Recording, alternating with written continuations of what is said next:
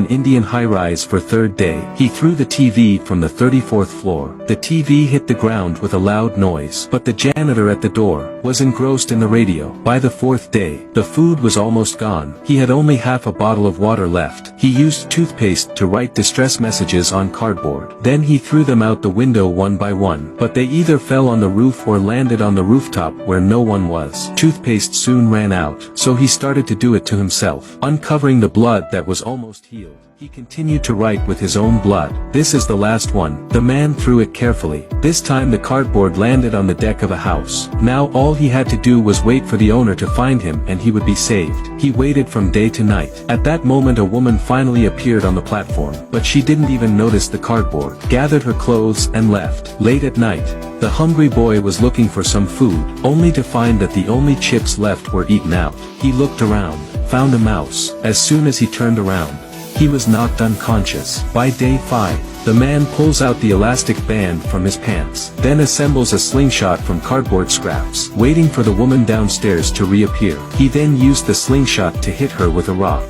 This time he finally got the woman's attention, and the woman also succeeded in finding the cardboard. She took the cardboard to the man's building, but he didn't expect. The woman took the cardboard and found the janitor. But the man said this is the end of the building. No one lives here at all. But the woman could not resist her curiosity. She climbed up one layer at a time, and the lights began to get dimmer and dimmer. Eventually her fear overcame her curiosity, leaving the building and throwing away the cardboard, continuing to collect her own clothes. The man was completely devastated, but he had to solve the drinking water problem immediately in order to stay alive. He planned to produce and sell his own, but in the past few days, he was in a foul mood. Just one sip and he began to vomit with violent retching. On the 6th day he vaguely heard the sound of rain. It turned out that it was raining. He rushed to the balcony and drank water by hand. Then he took out a small pot and drank it all. Then he took out a cloth bag and removed the water pipe. And then brought the refrigerator, used the bag to divert the water to the water pipe,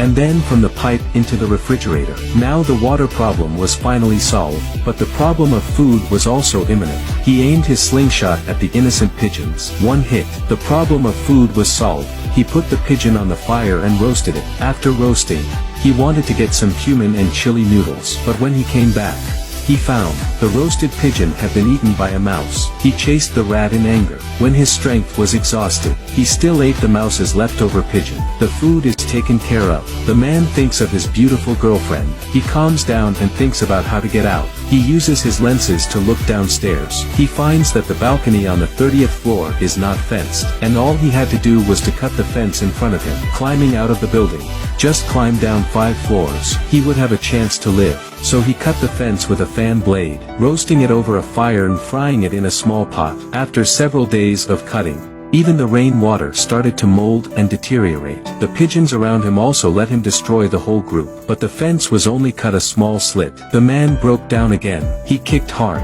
Under the effect of the force of the flood, the iron fence was broken, but while he was happy, he also deeply understood. Next is the real test.